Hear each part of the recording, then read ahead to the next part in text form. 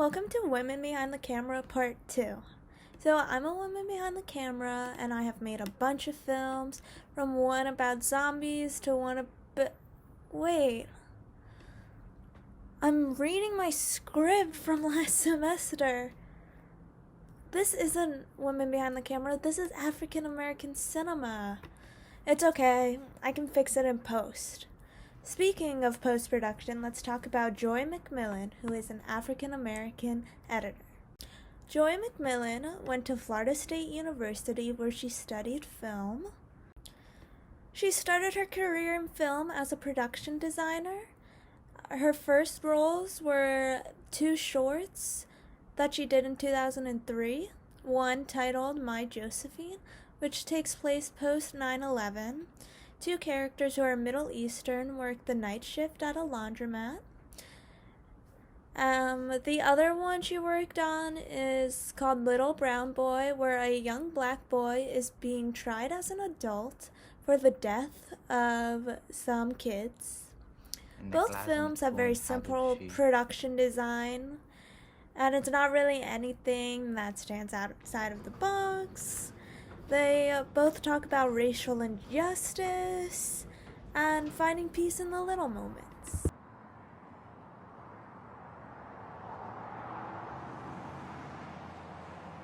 In 2004, Joy got her first role as assistant editor. She edited 5 episodes of the show Biggest Loser, which is just about people losing weight. She worked in season 2, which really has no people of color on it, just a bunch of white people. In 2009, she started to get gigs on editing. Her first film she worked on is titled Blue Boy. It's basically about a lifeguard who falls in love with an older lady, and it's just a bunch of white people falling in love. And then after this, she worked on some other shorts, but none really featured any people of color. Joy got her big break when she edited one of the episodes from the HBO series Girls, titled I Love You, Baby. Girls isn't really a diverse show, it's just a bunch of white people living in New York. Like, everybody in the show is white. Or at least a voice of a generation. And after rewatching this episode, I can state that I didn't see one black person in this whole episode who had a line. I can't mention her. Our first storyteller of the evening is Hannah Horvath. You'll get disqualified. No notes. In 2016, Joy edited the movie Moonlight. This movie is about the life of a black boy named Chiron. It goes through 3 different time periods of his life. When Chiron is a young boy, he lives with his mom, who is a crack addict. Then the film jumps to Chiron as a teenager, where he is bullied and questions his sexuality. Lastly, we meet Chiron as a young adult. This film is a coming-of-age story about a boy who is overlooked by society because he is black and gay. You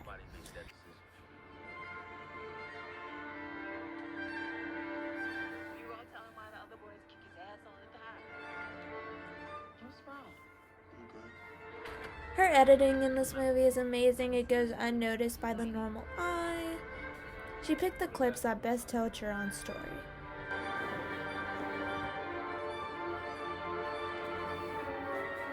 You're my only. I'm your only. No. You won't listen. To who, Ma? Huh? To you?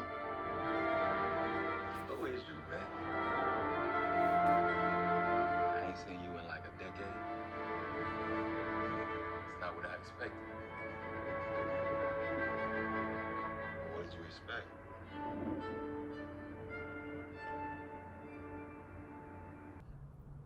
And at a screening for this movie, people assume that she was in the movie because this movie has a lot of black people in it.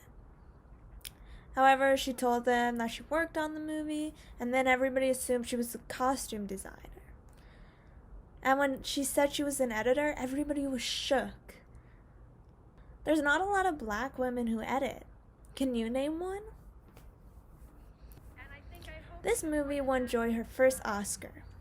And this is one of the first movies that Joy edited that featured black people in it. In 2018, Joy worked on the movie of Beale Street Could Talk. This movie is about a young black couple, Fonnie and Tish, in the 1970s. They've known each other ever since they were young, and they plan to share their future together. However, that all changes when Fonnie gets falsely accused for rape. Now he has to fight for justice to be served. This movie represents how millions of black people are falsely accused of crimes. They sit in prison, and their life is ruined over the color of their skin.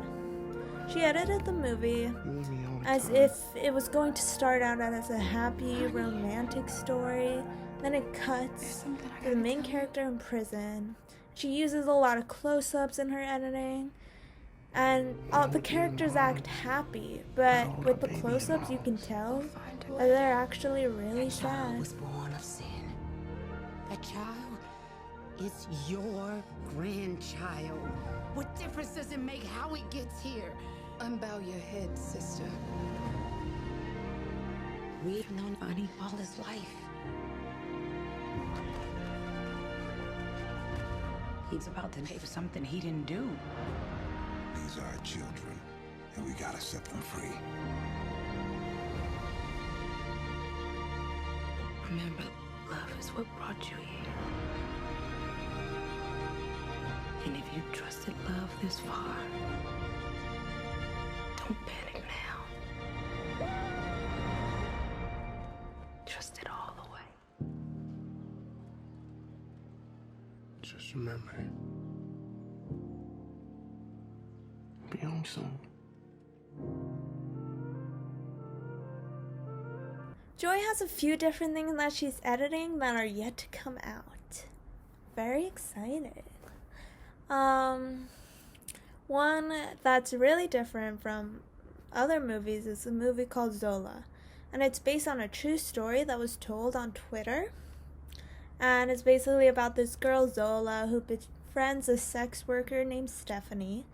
And they end up going on a trip to Florida together, and Zola is trapped in one of the most craziest, wildest rides of her life. And this movie basically different because it is told from like what was said on social media. You want to hear a story about how me and this bitch here fell out? It's kind of long, but it's full of suspense.